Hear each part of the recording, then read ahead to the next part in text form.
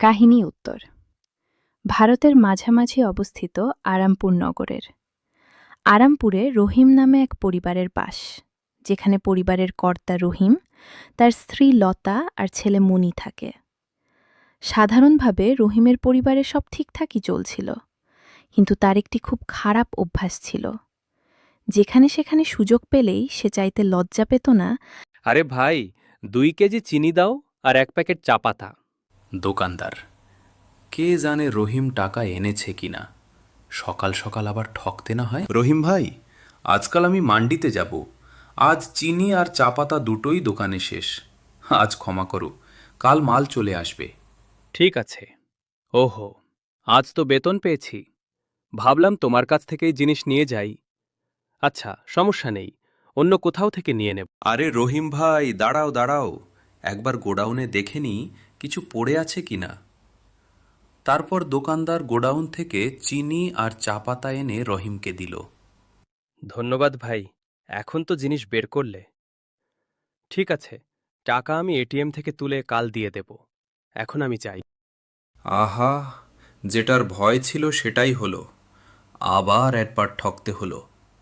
ফিরতি পথে রহিম এক হালুয়াইয়ের দোকানে গেল। গরম গরম জিলাপি, এটা তো মনির পছন্দের মিষ্টি, কিন্তু টাকা খরচ না করে কিভাবে নেওয়া যায়? আরে ভাই, আমার টাকা কোথাও পড়ে গেছে। তোমাদের মধ্যে কেউ দেখেছ? পুরো 2000 টাকা ছিল। আজ আমার ছেলের জন্মদিন, মিষ্টি নিয়ে যেতে হবে।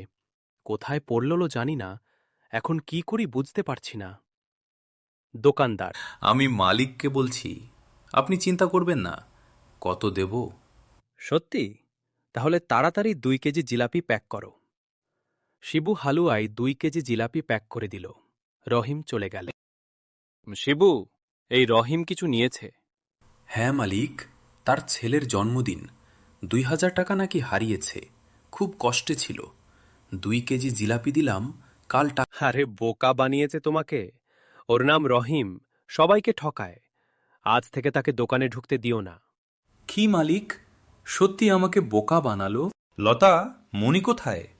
দেখো, গরম জিলাপি এনেছি, ঠান্ডা হওয়ার আগে খাও। ওয়াও, জিলাপি, আমার প্রিয় মিষ্টি।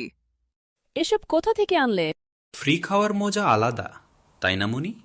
হ্যাঁ, ফ্রি খাওয়ার মজাই আলাদা। পরের দিন আমরা আরামপুরে একটি গোশালা খুলতে চাঁদা তুলছি। আপনার সামর্থ্য অনুযায়ী দিন। আমার কাছে খুচরা নেই। সমস্যা নেই, আমাদের কাছে আছে। আপনার কাছে ছেয়ে যা আছে দিন, আমরা রসিদ কাটব। তাহলে 500 টাকার খুচরা দাও, আমি নোট নিয়ে আসি। চাঁদাওয়ালারা তাকে 500 দিল। পেঁয়াজ নিন, টমেটো নিন। এই ভাই, দাঁড়াও, 2 কেজি আলু, 2 কেজি পেঁয়াজ, 1 কেজি টমেটো দাও। 200 টাকা হলো। দান পুণ্য করো না কখনো? আমার নামে 200 দান লিখে দাও, অন্তত 50 দাও। শেষে গণেশ 100 দিল। 1 সপ্তাহের ঘাসের খরচ কত? কমপক্ষে 500। এই 500 আমি রাখছি। গোশালা খুললেই 1 সপ্তাহের ঘাস দিয়ে দেব। বাড়িতে কোথা থেকে আনবে ঘাস? আরে রাত গেছে, কথা গেছে। চৌপালে।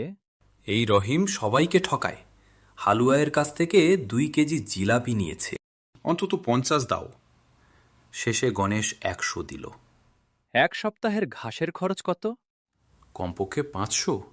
এই 500 আমি রাখছি। গোশালা খুললেই 1 সপ্তাহের ঘাস দিয়ে দেব। বাড়িতে কোথা থেকে আনবে ঘাস? আরে রাত গেছে, কথা গেছে। চৌপালে। এই রহিম সবাইকে ঠকায়, হালুয়ায়ের কাছ থেকে 2 কেজি জিলাপি নিয়েছে। যত খারাপ কাজ করবে ফল ফিরেই আসবে একদিন। এখনো মনি স্কুল থেকে ফিরল না, আমার খুব ভয় লাগছে। আমি কালা ডন বলছি, তোমার ছেলে আমার কাছে, 10 লাখ নিয়ে এসো। আমার ছেলেকে কিছু করো না, আমি টাকার ব্যবস্থা করছি। দাড়িওয়ালা আঙ্কেল, কিছু খেতে দাও। এ মোটা তো অনেক খাচ্ছে। আমাকে মোটা বলছো কেন? সবাই আমাকে ক্ষমা করে দাও, আমি আর কখনো কাউকে ঠকাবো না।